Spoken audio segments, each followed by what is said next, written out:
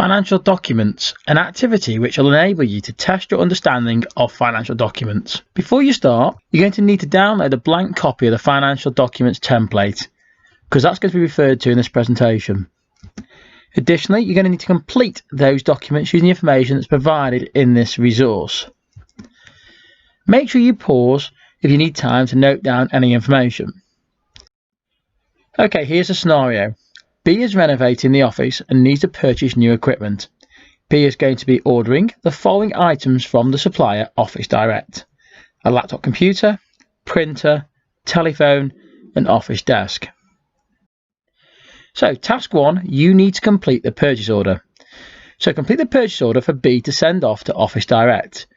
B is wanting to purchase the following items: 2 laptop computers, 1 printer, 2 telephones, and 1 office desk. You can see the code in the brackets, and you can see the price for each item.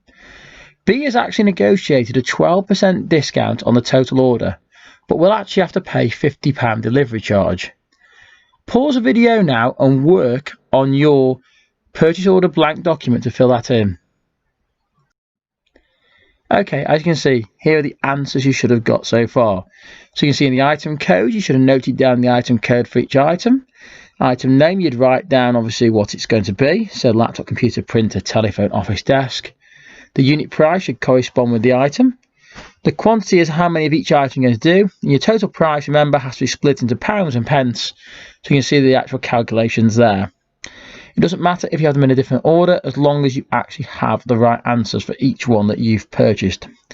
The subtotal should be £16,003.95.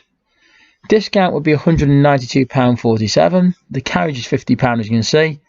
And to get your total, you would obviously have to subtract the discount from the subtotal.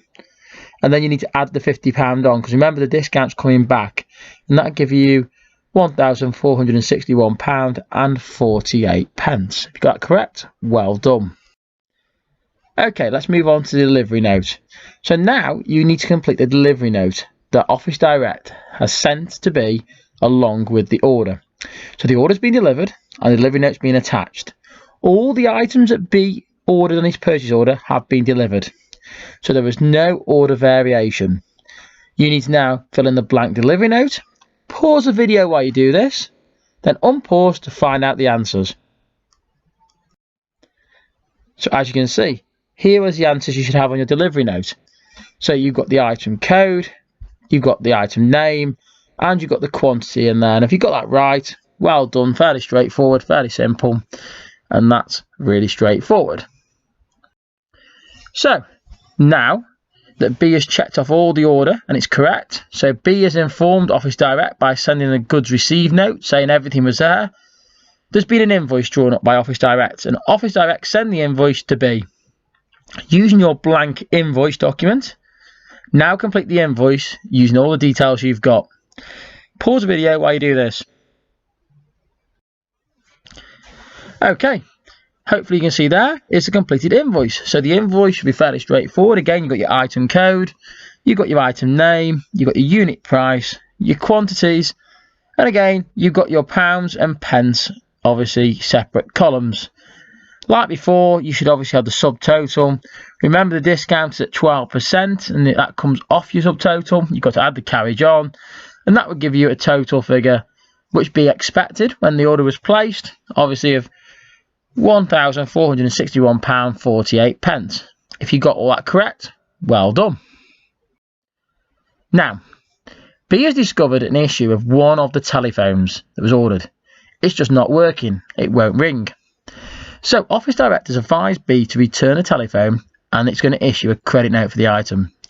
Complete the credit note for Office Direct. So you need to now use the blank template to complete the credit note for Office Direct. Pause the video while you do this. Okay, as you can see, it will be really straightforward. You need to put the item code, which should have been TP4. It's a telephone. You need to put the unit price for £45.49.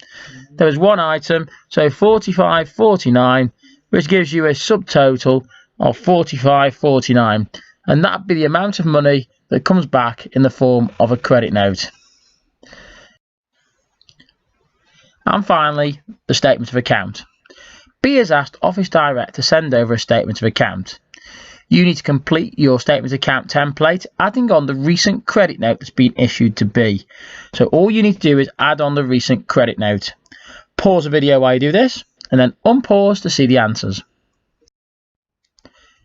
As you can see there, you should have placed on the final credit note a minus, or it could be in brackets or with a minus in front of it, of £45.49, because that is what Office Direct now owes to B in the form of a credit. And of course, the amount due in the future is now actually in credit, so it's minus £45.49. Remember, that amount of money will get knocked off any future order that B makes. That's the case because if you look at the amount due previously, obviously the balance was 000 beforehand, so you can see that obviously the account was cleared basically of any debt. So now B is in credit, so any order he places, he's got £45.49 in previous.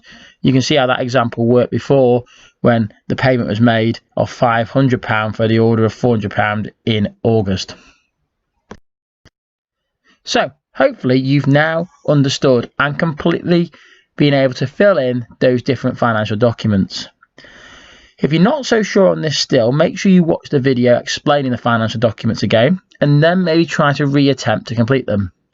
Being able to fill in the financial documents is a key skill and something you need to understand, as well as knowing who sends which document and the purpose of each financial document.